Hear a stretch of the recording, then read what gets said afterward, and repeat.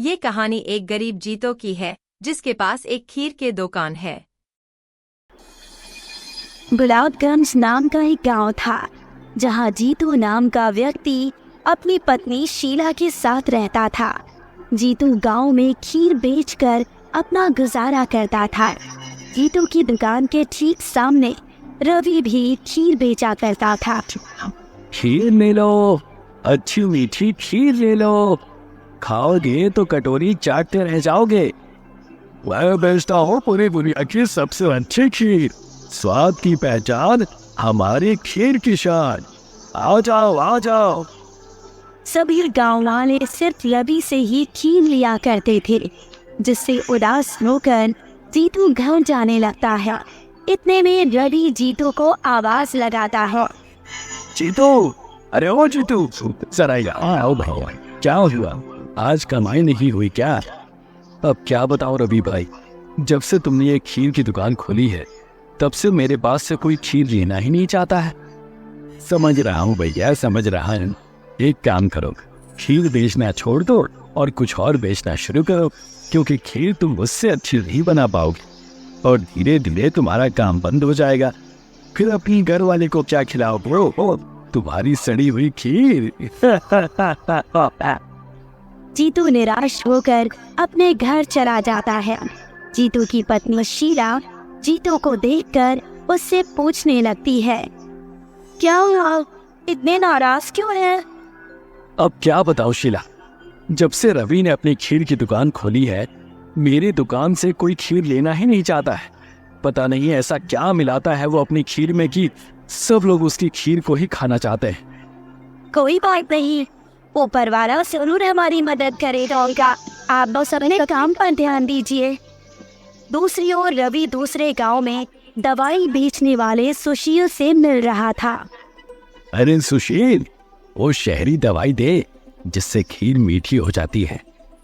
मैं दे तो दूंगा, मगर याद रखना, अगर इसको ज्यादा मात्रा में खीर में डाला ना तो ये लोगों को बीमार भी कर सकता है। नहीं, जानता हूँ। मैं कहाँ इस दवाई को पूरी डालने वाला हूँ खीर में। रवि उस शहरी केमिकल को अपनी खीर में डाला करता था, जिससे खीर और स्वादिष्ट हो जाती थी। एक दिन ऐसे ही जीतू नदी के किनारे बैठकर अपने आप से बात कर रहा था।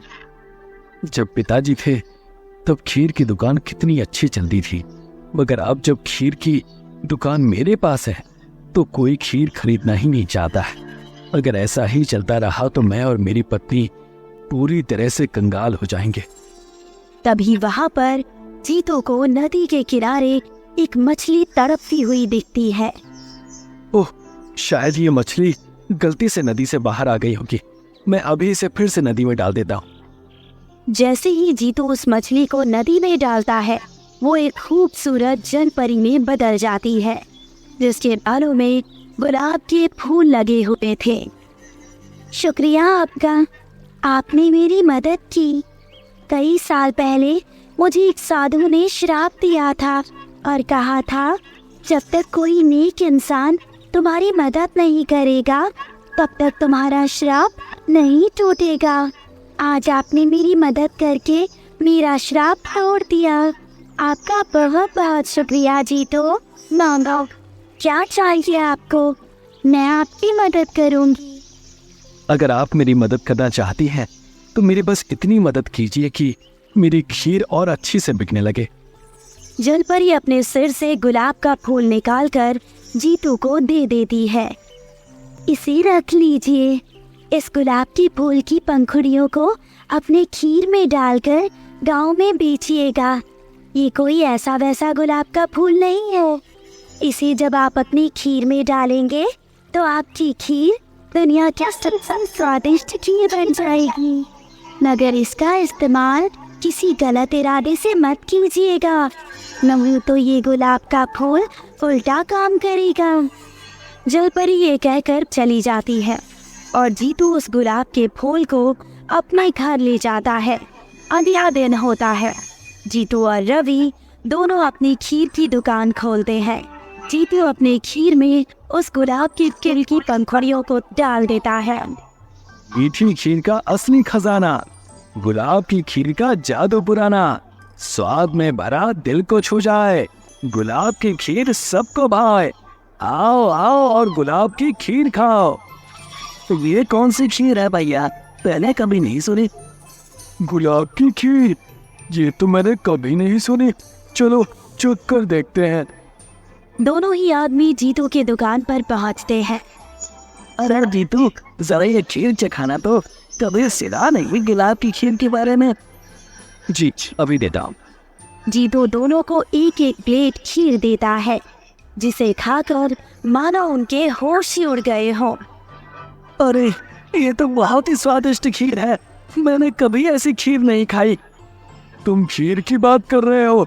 मैंने इससे पहले इतना अच्छा कुछ खाया ही नहीं। भाई लाओ और 2 प्लेट दे दो, मैं तो आज खीर खाऊंगा पूरे दिन।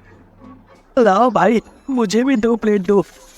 जीतू उन लोगों को गुलाब की खीर खाने के लिए देता है।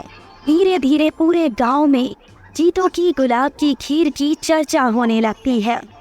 ये सब देखकर दूसरे गांव में दवाई वाले सुशील के पास जाकर कहता है, अरे ससुरा, तुमने कैसी दवाई दी है, कुछ काम ही नहीं कर रही है। सब ये तो जीतू के पास ही खीर खाने जाते हैं, कहीं तुमने इससे अच्छी दवाई तो उसे नहीं दे दी?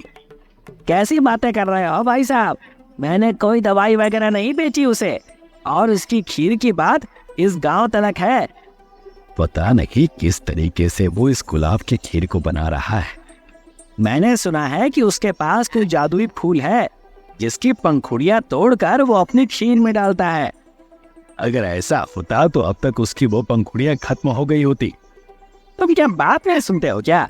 मैंने कहा वो जादुई फूल है, जैसे ही वो पंखुड़ियां तोड़ता होगा तभी नई पंखुड़ियां आ जाती होंगी। अगर ऐसा है तो फूल मेरे पास होना चाहिए। बोलो, मेरा साथ दोगे? हाँ हाँ ठीक है, आता हूँ, मगर जो खीर तुम बेचोगे उसमें मेरी भागीदारी भी होनी चाहिए। अरे बिल्कुल होगी, क्यों नहीं होगी। तुम साथ तो दो मेरा, हम मिलकर खीर बेचेंगे और उस जीतू को इस धंधे से बाहर कर देंगे। जीतू दूसरी ओर खीर बेच बेच कर धनवान हो जाता है। वो और उसकी पत्नी बहुत खुश होते हैं। तो एक दिन रवि और सुशील दोनों ही उनके घर के खिड़की के पास खड़े होकर उनकी बातें सुनने लगते हैं। देखिए जी, मैंने कहा था ना कि ऊपर वाला हमारी मदद जरूर करेगा। हाँ, तुमने ठीक कहा। हमारी मदद के लिए ऊपर वाले ने मुझे उस जलपरी से मिलाया और उसने मुझे ये गुलाब दिया। अच्छा सुनो, इस गुलाब को तुम संभाल कर रसोई घर की तिजोरी में रख देना। जी ठीक है। चलो मैं चलता हूँ। जीतू अपनी दुकान में चला जाता है। देखा सुशील, इससे ये बात तो पक्की हो गई कि उसकी खीर उस गुलाब की फूल की वजह से ही इतनी स्वादिष्ट होती है। और तो और किसी जलपरी ने उसे वो फूल दिया था। अब आगे क्या करना है रवि? आगे क्या, अब बस हमें उस जादुई गुलाब के फूल को चुराना है और अपनी खीर में डालना है। मगर हम उस फूल को चुराएंगे कैसे? बस तुम देखते जाओ और वो करो जो। रात का समय हो जाता है। रात के अंधेरे में जब सब चैन की नींद सो रहे होते हैं, उसी वक्त रवि और सुशील जीतू के घर में घुस जाते हैं। उन्होंने उस गुलाब को रसोई घर की तिजोरी में रखा है, मुझे पता है। रवि और सुशील रसोई घर में जाते हैं। दोनों ही तिजोरी को खोलकर उसमें से गुलाब का वो फूल निकाल लेते हैं। देखो, खोज आज तो हम माला माल हो जाएंगे और आगे से मुझे लोगों को घटिया रंगाई भी नहीं बेचनी पड़ेगी। दोनों उस फूल को चुरा लेते हैं। जब अगली सुबह होती है तो जीतू और शीला दोनों को वो फूल कहीं भी नजर नहीं आता। ए जी, मैंने तो उस फूल को रसोई में ही रखा था और बताइए कहाँ चला गया। कोई बात नहीं शीला, ईश्वर ने दिया तो ईश्वर ने लिया, ईश्वर की ही महिमा हो। दूसरी ओर रवि और सुशील बड़ी सी कढ़ाई में खीर बनाते हैं और उसमें उस गुलाब के फूल की पंखुड़ियों को डाल देते हैं। खीर और स्वादिष्ट बनाने के लिए वो शहरी केमिकल को भी उस खीर में डाल देते हैं। और पोस्टर लगा देते हैं गुलाब की खीर। अरे वाह रवि, तुम भी गुलाब की खीर बेचने लग गए क्या? बहुत ही अच्छी बात है। लाओ फिर हम दोनों को एक एक प्लेट खीर तो खिलाना। हाँ अभी देता हूँ। ये खीर उस जीतू की खीर से कहीं ज्यादा अच्छी है। रवि उन दोनों को खीर खाने के लिए देता है। खीर खाते ही दोनों का गुस्सा सातवें आसमान पर चला जाता है। मैंने अपनी जिंदगी में इतनी गंदी खीर कभी नहीं खाई। मैं कभी तुमसे खीर नहीं लूंगा। अपनी खीर अपने पास ही रखो। ये बोलकर दोनों ग्राहक वहाँ से निकल जाते हैं और रवि और सुशील दोनों गुस्से में आ जाते हैं। ये तो बिल्कुल अच्छी खीर नहीं है। सब इस फूल की वजह से हुआ। हाँ, सब इस फूल की वजह से हुआ है। रवि गुस्से में फूल को नीचे फेंक देता है। नीचे फेंकते ही जल परी प्रकट हो जाती है। तुम दोनों स्वार्थी हो। अपने स्वार्थ के लिए तुमने ये फूल एक नेक इंसान से चुरा लिया। मैं तुम दोनों को नहीं छोड़ूंगी।